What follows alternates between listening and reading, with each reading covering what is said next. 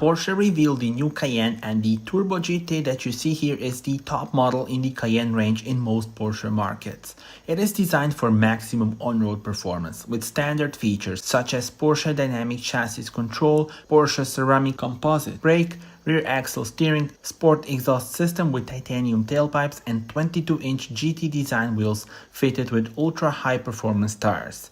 It is available exclusively as a coupe and benefits from all optimizations and innovations of the model series. In addition, the output of the twin-turbo 4-liter V8 engine of the Turbo GT has been increased by 19 horsepower to 650 horsepower. The Cayenne Turbo GT accelerates from 0 to 60 miles per hour in 3.1 seconds with a top track speed of 189 miles per hour. Tell me in the comments, how do you like it?